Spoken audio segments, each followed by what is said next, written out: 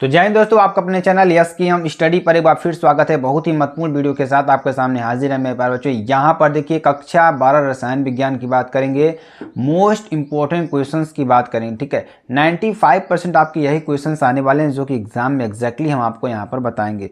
तो जितने भी स्टूडेंट्स हमारे साथ नए जुड़ेंगे ना, वो चैनल तुरंत सब्सक्राइब कर लेंगे, लाइक कमेंट से जरूर कर देंगे।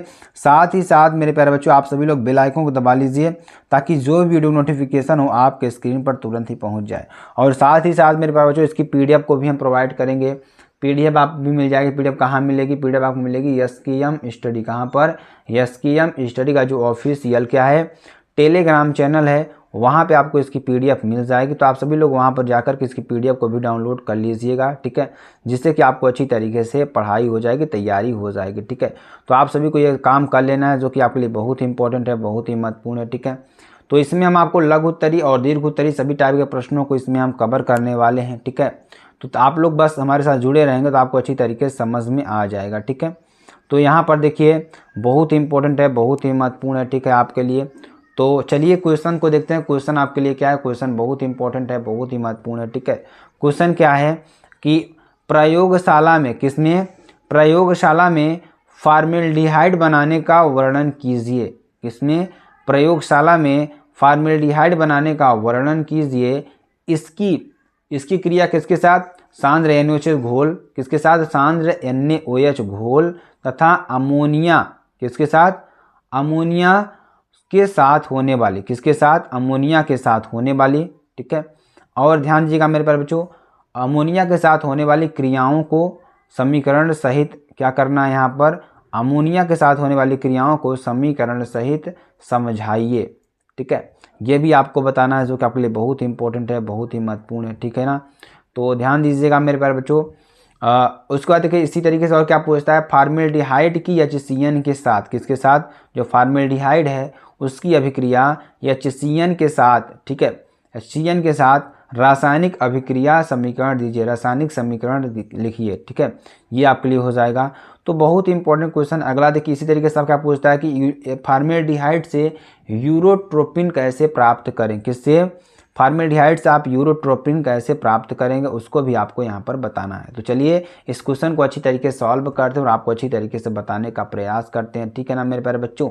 ठीक है, तो चलिए हम आपको अच्छी तरीके से बताते हैं और समझाने का प्रयास करेंगे। ध्यान दीजिएगा यहाँ पर मेरे प्यारे बच्चों। यहाँ पर देखिए प्रयोगशाला में फॉर्मेल्डिहाइड का बनना। किसका? प्रयोगशाला में फॉर्मेल्डिहाइड का बनना। तो मेथिल एल्कोहल, आप सभी लोग जानते हैं मेथिल एल्कोहल। ठीक है, तो मेथिल एल्कोहल के प्रेरित ऑक्सीकरण द्वारा। किसके द्वारा? प्रेरित ऑक्सीकरण द्वारा। ठीक है, प्रयोगशाला में फॉर्मेल्डिहाइड HCHO बनाया जाता है। क्या बनाता है? HCHO बनाया जाता है। मतलब कि मेथिल एल्कोहल के उत्प्रेरक ऑक्सीकरण द्वारा। किसके द्वारा? जो मेथिल एल्कोहल है इसका हम उत्प्रेरित ऑक्सीकरण, मतलब उत्प्रेरक उपस्थिति में इसका हम ऑक्सीकरण करेंगे तो प्रयोगशाला में फॉर्मेल्डिहाइड HCHO बनाया जाता है। तो ध्यान दीजिएगा यहाँ पर 2CH3OH, क्या? 2CH3OH प्लस 2 नवजात ऑक्सीजन यहाँ से 250 से 300 डिग्री सेंटीग्रेड काम करेंगे, गर्म करेंगे। तो यहाँ पर Cu चूर्ण है और प्लेटिनम का चूर्ण है। ठीक है, जब इसके साथ अभिक्रिया कराएंगे तो बनेगा क्या? हमारा बनेगा क्या मेरे प्यारे बच्चों? 2HCHO बनेगा प्लस 2H2O बनेगा। क्या बनेगा? यहाँ पर ध्यान दीजिएगा, सभी लोग ध्यान देंगे तभी समझ में आएगा। ठीक है, तो क्या बन रहा है यहाँ पर मेरे प्यारे बच्चों? क्या बन रहा है? क्या बन रहा है? फॉर्मेल्डिहाइड बन रहा है और 2H2O बन रहा है, जल बन रहा है। ठीक है, तो अगला देखिए इसमें पहला नंबर क्या पूछा था? सांद्र NaOH घोल से अभिक्रिया। किससे? सांद्र NaOH घोल से अभिक्रिया। ठीक है, तो क्या हो जाएगा? फॉर्मेल्डिहाइड की सोडियम हाइड्रोक्साइड। किससे? जो फॉर्मेल्डिहाइड है इसकी सोडियम हाइड्रोक्साइड यानी कि NaOH के सांद्र विलयन से क्रिया कराने पर। किससे? NaOH के सांद्र विलयन से क्रिया कराने पर मेथिल एल्कोहल और सोडियम फॉर्मेट बनता है। क्या बनता है? मेथिल एल्कोहल और सोडियम फॉर्मेट बनता है। ठीक है, तो कैसे? ध्यान दीजिएगा यहाँ पर 2HCHO, क्या? जिसे आप क्या कहते हैं? फॉर्मेल्डिहाइड कहते हैं। 2HCHO प्लस NaOH, क्या? प्लस NaOH, जिसे आप क्या कहते हैं? फॉर्मेल्डिहाइड कहते हैं। जब इसकी क्रिया हम किससे कराएंगे? CH3OH मेथिल एल्कोहल से। किससे? मेथिल एल्कोहल से। ध्यान दीजिएगा मेरे बच्चों, जब फॉर्मेल्डिहाइड की अभिक्रिया NaOH से कराएंगे तो बनेगा क्या, हमारा मेथिल अल्कोहल बनेगा और सोडियम फॉर्मेट बनेगा। ये चीज़ आपको करना है, ठीक है। तो आपसे अगर कोई पूछे फॉर्मेल्डिहाइड के सोडियम हाइड्रोक्साइड से क्रिया कराएंगे तो क्या बनेगा, हमारा क्या बनेगा मेरे प्यारे बच्चों, CH3OH मेथिल अल्कोहल बनेगा और HCOONA सोडियम फॉर्मेट बनेगा, ठीक है। यह अभिक्रिया कैनिज़ारो अभिक्रिया कहलाती है। जो अभिक्रिया है ना मेरे प्यारे बच्चों, क्या कहलाती है, कैनिज़ारो अभिक्रिया कहलाती है, ठीक है। चलिए अगला देखिए, अमोनिया से अभिक्रिया, किससे, अमोनिया से अभिक्रिया। तो फॉर्मेल्डिहाइड सांद्र अमोनिया के साथ अभिक्रिया करके, जो फॉर्मेल्डिहाइड है ना वो सांद्र अमोनिया के साथ अभिक्रिया करके हेक्सामेथिलीन टेट्राएमीन बनाती है। क्या बनाती है मेरे बच्चों, फॉर्मेल्डिहाइड किससे अभिक्रिया करके, फॉर्मेल्डिहाइड सांद्र अमोनिया के साथ अभिक्रिया करके हेक्सामेथिलीन टेट्राएमीन बनाती है, जिसे हेक्सामीन या न्यूरोट्रोपिन कहते हैं। क्या कहते हैं, हेक्सामीन या न्यूरोट्रोपिन कहते हैं। जैसे कि 6HCHO फॉर्मेल्डिहाइड है प्लस 4NH3 अमोनिया से क्रिया करके बनाएगा क्या, यूरोट्रोपिन, यानी CH2 का whole 6N4 urotropin plus 6H2O बनाएगा, ठीक है। तो ये आपको याद कर लेना है मोटे मोटे तौर पर। तो बहुत इंपॉर्टेंट क्वेश्चन है आपके लिए, ठीक है ना मेरे प्यारे बच्चों। चलिए आगे आपको बताते हैं, HCN से अभिक्रिया, किससे, HCN से अभिक्रिया, ठीक है। तो फॉर्मेल्डिहाइड HCN के साथ अभिक्रिया करके फॉर्मेल्डिहाइड साइनोहाइड्रीन बनाता है। क्या बनाता है, फॉर्मेल्डिहाइड HCN से अभिक्रिया करके फॉर्मेल्डिहाइड साइनोहाइड्रीन बनाता है, ठीक है। जैसे इसमें देखेंगे HCHO प्लस HCN क्या बनाएगा, HCHO प्लस HCN अभिक्रिया करके क्या बनाएगा, HCHOHCN यानी फॉर्मेल्डिहाइड साइनोहाइड्रीन क्या बनाएगा, फॉर्मेल्डिहाइड साइनोहाइड्रीन आपका बनाएगा, ठीक है। चलिए अगला देखेंगे, इनुलिन से फ्रक्टोज कैसे प्राप्त करें, किससे, इनुलिन से फ्रक्टोज कैसे प्राप्त करते हैं, समीकरण दीजिए। तो इनुलिन क्या होता है, ध्यान दीजिएगा, डहेलिया की पौधों की गांठों से प्राप्त एक प्रकार का स्टार्च है। क्या है इनुलिन, क्या है, डहेलिया की पौधों की गांठों से प्राप्त एक प्रकार का स्टार्च है। इनुलिन को तनु H2SO4 के साथ, किसके साथ, इनुलिन को किसके साथ, तनु H2SO4 के साथ जल अपघटित करने पर, क्या करने पर, जल अपघटित करने पर फ्रक्टोज औद्योगिक मात्रा में बनता है। जो फ्रक्टोज है ना मेरे प्यारे बच्चों, वो औद्योगिक मात्रा में बनता है, ठीक है। जैसे इसमें देखेंगे C6H10O5 की पावर n या होल पावर n, इसे क्या कहते हैं, इनुलिन कहते हैं, प्लस NH2O जिसे आप क्या कहेंगे, तनु H2SO4 क्या कहेंगे, तनु H2SO4 कहेंगे। और ये जब क्रिया करेगा तो क्या बनाएगा, NC6H12O6 जिसे आप क्या कहेंगे, फ्रक्टोज कहेंगे। क्या बनाएगा, NC6H12O6 जिसे आप क्या कहेंगे, फ्रक्टोज कहेंगे, ठीक है। चलिए आगे आपको बताते हैं, अगला क्वेश्चन देखिए मेरे बच्चों। अगला क्वेश्चन बहुत इंपॉर्टेंट, आप सभी लोग भी इसका आंसर जो भी जानते हैं ना वो भी आंसर लिखते रहेंगे, ठीक है। तो क्लोरोफॉर्म को प्रकाश एवं वायु के प्रभाव से बचाने के लिए कौन सी सावधानियां बरती जाती है। तो क्लोरोफॉर्म को किससे, प्रकाश एवं वायु के प्रभाव से बचाने के लिए कौन सी सावधानियां बरती जाती हैं। तो कौन कौन सी सावधानियां हैं जो बरती जाती हैं, ध्यान दीजिएगा। क्लोरोफॉर्म को रंगीन बोतलों में, जो क्लोरोफॉर्म होता है इसको रंगीन बोतलों में काले कागज़ में लपेट कर, क्या करके, काले कागज़ में लपेट कर अंधेरे कमरे में, कहाँ पर, अंधेरे कमरे में मुंह तक भर कर तथा 1% C2H5 की बूंद मिलाकर रखना चाहिए, ठीक है। तो क्या करना चाहिए, क्लोरोफॉर्म को रंगीन बोतलों में काले कागज़ में लपेट कर अंधेरे कमरे में मुंह तक भर कर 1% C2H5OH की बूंद मिलाकर रखना चाहिए, ठीक है। ये आपके लिए हो जाएगा मोटे तौर पर क्वेश्चन, जो कि बहुत ही इंपॉर्टेंट क्वेश्चन है मेरे प्यारे बच्चों, ठीक है। आप सभी को अगर एग्जाम की तैयारी अच्छी तरीके से करनी है ना तो आप इन सभी क्वेश्चंस को अच्छी तरीके से पढ़िए, ठीक है।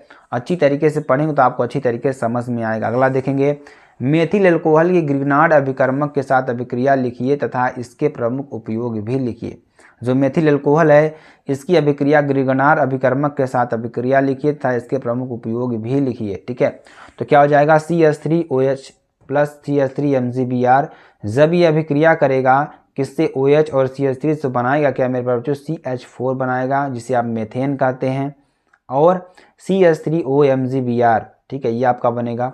तो इसके प्रमुख उपयोग कुछ इस तरीके से हैं, कैसे, मेथिल अल्कोहल का देखिए, विंटर ग्रीन तेल के निर्माण में, विंटर ग्रीन तेल के निर्माण में, कृत्रिम रंगों के निर्माण में, कृत्रिम रंगों के निर्माण में इसका उपयोग किया था, और पेट्रोल में मिलाकर इंजनों में ईंधन के रूप में, इसका उपयोग हम किस में करते हैं, पेट्रोल में मिलाकर इंजनों में भी करते हैं। वार्निश व पॉलिश बनाने में विलायक के रूप में होता है, किसका, वार्निश और पॉलिश बनाने के लिए किस में होता है, विलायक के रूप में होता है। ठीक है, अगला क्वेश्चन देखिए, फिनाल का लीबरमान अभिक्रिया द्वारा परीक्षण लिखिए। किसके द्वारा, फिनाल का लीबरमान अभिक्रिया द्वारा परीक्षण लिखना है आपको। ठीक है, तो क्या हो जाएगा, जब फिनाल जो होता है सांद्र सल्फ्यूरिक अम्ल में, किसमें, जो फिनाल होता है वो सांद्र सल्फ्यूरिक अम्ल में घुले सोडियम नाइट्राइड से, किससे, घुले सोडियम नाइट्राइड से अभिक्रिया करता है तो नीला या हरा रंग प्रकट होता है। क्या होता है,